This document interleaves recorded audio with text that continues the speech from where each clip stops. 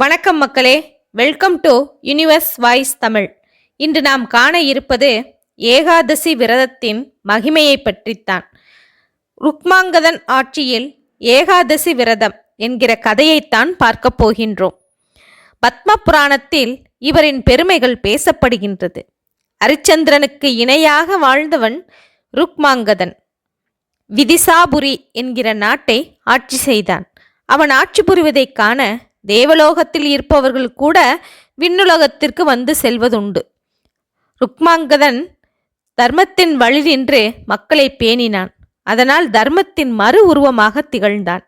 திருமாலின் மீது தீவிரமான பக்தி கொண்டவன், அறநெறிக்கு உட்பட்டவன். இவனின் மனைவியின் பெயர் சந்திரவள்ளி. கணவனுக்கு ஏற்ற மனைவி.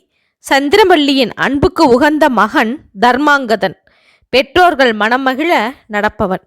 இப்படி இருக்க ஒரு நாள் அந்தப்புரத்தில் ராணி சந்திரவள்ளி சற்று கோபமாக இருந்தாள். மலர்களை பறித்து பூவை கட்டி கொண்டிருந்தாள். ராணியின் தாதிப்பெண் அமுதவள்ளி என்பவள் விளையாட்டு குணம் உள்ளவள்.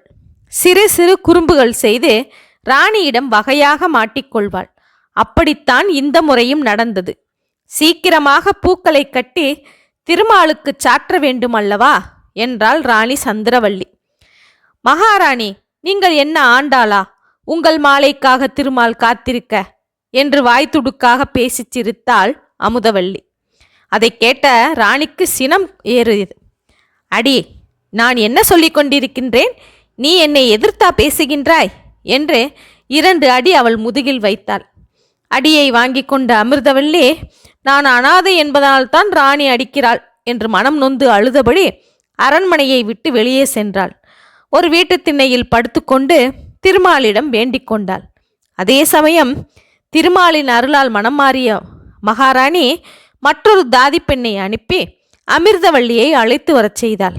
அதன் பின்பு ராணியும் அமிர்தவள்ளியும் அன்புடன் தோழிகளாகி விட்டனர். ஒரு நாள் தேவலோகத்தில் இந்திரன் நாரதரிடம் உரையாடி கொண்டிருந்தார். திடீரென்று காற்றில் வந்த நறுமணம் வீசியது. நறுமணம் எங்கிருந்து வருகின்றது என்று இந்திரன் நாரதரிடம் கேட்டான். பூலோகத்தில் உள்ள மன்னன் ருக்மாங்கதனின் நந்தவனத்தில் பூக்கும் மலர்களால் தான் இந்த நறுமணம் வருகின்றது என்பதை நாரதர் தெரிவித்தார். இந்த மலர்கள் தனக்கும் வேண்டும். என் நந்தவனமே காய்ந்துள்ளது, மலர்களே மலர்வதில்லை.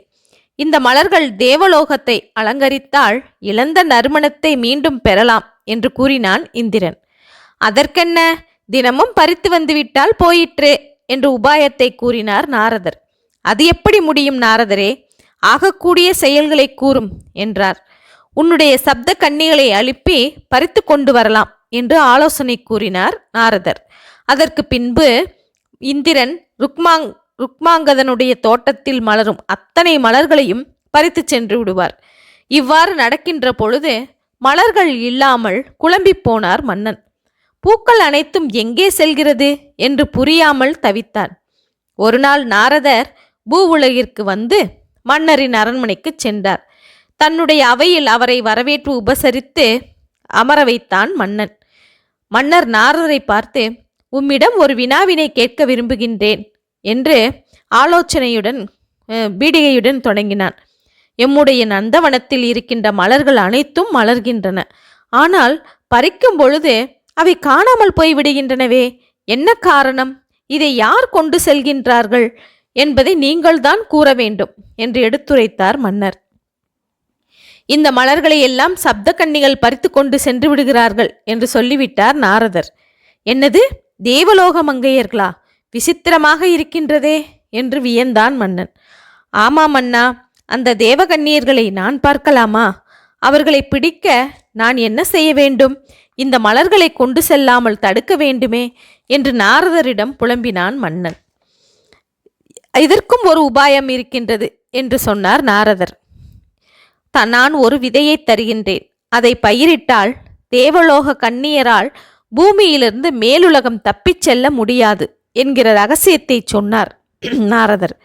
சப்த கன்னிகள் பூலோகத்திற்கு வந்தால் மீண்டும் அவர்களால் தேவலோகம் செல்ல இயலாதா என்று வியப்புடன் கேட்டவர், ஆம், இத்தகைய வசிய சக்தி உடைய செடிகள் இதுதான் என்று நாரதர் கொடுத்த விதையை பூமியில் நட்டார் மன்னர். சில தினங்களில் நெற்கதிர்கள் போல அந்த புற்கள் வளர்ந்தது. அந்த நந்தவனத்திற்கு காவலாகவும் அவை வளர்ந்து நின்றது. தேவகன்னியர்கள் நந்தவனத்திற்கு வந்து மலர்களை பறித்து அவர்கள் தேவலோகம் மந்திரம் சொல்லி செல்லும் பொழுது 6 பேர் சென்றுவிட ஒருத்தி மட்டும் இந்த நாட்டில் சிக்கிக் கொண்டு விட்டாள். என்ன இது சோதனை என்று அவளோ பதறுகின்றாள். அவளால் வான்வழி செல்லும் இரகசிய மந்திரத்தை சொல்லத் தெரியாமல் திகைத்தாள். தேவலோகம் செல்ல முடியவில்லை. அந்த சமயம் அவள் கையும் களவுமாக பிடிபட்டு விட்டாள். தேவகன்னியின் கண்களில் அச்சம் தெரிந்தது. தன்னை காப்பாற்றி தேவலோகத்திற்கு அனுப்பும்படி மன்னனிடம் மன்றாடினாள். பரிதாபப்பட்ட மன்னன், உம்மை எப்படி அனுப்புவது என்று தெரியவில்லையே என்றார். மன்னா, உம்முடைய நாட்டில் அமிர்தவல்லி என்கிற ஒரு வேலைக்கார பெண் இருக்கிறாள் அல்லவா? அவள் ஒரு முறை ஏகாதசி விரதத்தை கடைபிடித்தாள். அந்த புண்ணிய பலனை எனக்கு அளித்தால் நான் தேவலோகம் சென்று விடுவேன் என்று உரைத்தாள். மன்னனுக்கோ ஆச்சரியம். அவள் எப்பொழுது விரதம் இருந்தாள் என்றார் மன்னர். அரசியிடம் ஒரு நாள் கோபித்து கொண்டு திண்ணையில் படுத்து திருமாலை நினைத்து பூஜை செய்தாள். அன்று அவள் உணவு உண்ணவும் இல்லை, உறங்கவும் இல்லை. அந்த நாள் ஏகாதசி நாளாகும். ஆகவே அவளுக்கு அந்த பலன் கிடைத்து விட்டது என்று கூறினாள். உடனே அந்த பணிப்பெண்ணை அழைத்து அவளிடம் நடந்தவற்றை எடுத்து கூறி அவளிடம் இருந்த புண்ணியத்தை பெற்று தேவகன்னியிடம் கொடுத்து அவளை தேவலோகம் செல்ல உதவினான் மன்னன். மன்னன் அந்த ஏகாதசி விரதம் பற்றி தன்னுடைய குலகுரு வசிஷ்டரை கேட்டதும் அவர் கூறத் தொடங்கினார். காயத்ரிக்கு மிஞ்சின மந்திரமில்லை, ஏகாதசிக்கு மிஞ்சிய விரதமில்லை என்றார். அந்த பெண் அறியாமல் ஏகாதசி அன்று உண்ணாமல் விரதம் இருந்தாள். அந்த பலனைத்தான் அந்த தேவலோக பெண் பெற்று சென்றாள் என்று அந்த இரகசியத்தையும் விளக்கமாக எடுத்துரைத்தார். ஏகாதசி அன்று உண்ணாமல் பெருமாளை எண்ணி பக்தி சிரத்தையுடன் விரதம் இருந்தால் நாடு செழிப்பாக இருக்கும் என்று வசிஷ்டர் கூறியதும் தூய்மையாக இருந்து விரதத்தை கடைபிடிக்க மக்கள் அனைவருக்கும் ஆணையிட்டார் மன்னன். அவ்வாறே மக்கள் அனைவரும் விரதத்தை கடைபிடித்து நோய் நொடியினின்றி செழிப்பாக நீண்ட நாட்கள் வாழ்ந்தனர். நாட்டில் இருக்கின்ற அத்தனை மக்களும் இந்த விரதத்தை கடைபிடித்ததனால் யமலோகம் செல்லக்கூடிய நிலை இல்லாமல் யமலோகமே வெறிச்சோடிவிட்டது. யமன் அச்சமடைந்தான். தன்னுடைய யமபட்டினத்திற்கு யாரும் வராததால் பணிகள் எல்லாம் தடைப்பட்டது. பிரம்மாவிடம் சென்று இது பற்றி சொல்ல, மக்கள் அனைவரும் ஏகாதசி விரதம் இருந்து வைகுண்டம் செல்கின்றனர். அதனால் யமபட்டினத்திற்கு யாருமே வரவில்லை. இதை தடுத்து நிறுத்த வேண்டுமே என்று பிரம்மாவும் யோசித்தார். பிரம்மா ஒரு பெண்ணை சிருஷ்டித்து பூலோகத்திற்கு அனுப்பினார். மந்திரமலையில் கானமிசைத்து வாழ்ந்திருந்தார் அந்த பெண். மன்னர் ருக்மாங்கதன் வேட்டையாட தன் பரிவாரங்களுடன் அந்த மலைக்கு வந்தார். அவளின் தேவகானத்தில் மயங்கி அவளை தேடி வந்த ருக்மாங்கதன் அவள் அழகில் மயங்கினான். அக்காலத்தில் பின்பற்றப்பட்ட கந்தர்வ முறைப்படி திருமணம் செய்து கொண்டு நாட்டிற்கு அழைத்து வந்தான். மிகவும் நல்லவள் போல் 8 ஆண்டுகள் இருந்தாள். மன்னரிடத்தில், நீங்கள் மிகப்பெரிய அரசர், இந்த நாளில் நீங்கள் விரதம் இருந்தால் உங்கள் ஜாதகம் ரீதியாக துன்பம் நிகழக்கூடும். ஆகையால் நீங்கள் இந்த விரதம் எடுக்கக்கூடாது என்று தடுத்தாள். அரசனோ, இந்த விரதத்தின் மகிமையை நான் நன்கு உணர்ந்திருக்கிறேன். நான் இருப்பதை விட நீயும் அந்த விரதத்தில் கலந்து கொள்ள வேண்டும் என்று கூறியதும் அதிர்ச்சி அடைந்தாள். அதன் பின்பு அவள் ஒரு வரம் வேண்டினாள். உங்களுடைய மகன் தலையை வெட்டி கொள்ள வேண்டும் என்றும், அப்பொழுது இந்த விரதத்தை நான் கடைபிடிக்கின்றேன் என்றான் அரசன். அட பாதகியே, என் மகன் தலையை வெட்டி தர வேண்டுமா என்று சினம் கொண்ட மன்னன், ஆண்டவா, இப்பொழுது புரிகின்றது. நான் அழகு என்கிற மாயையிடம் சிக்கிக்கொண்டேன். நான் செய்த ஏகாதசி விரதம் உண்மையானால் இந்த அரக்கிக்கு தகுந்த தண்டனையை கொடு ஆண்டவா என்று முறையிட்டான். சிறிது நேரத்திலேயே அவளின் தலை சுக்கு நூறாக உடைந்து இறந்தாள். ஏகாதசி விரத பலனை என்னவென்று சொல்ல?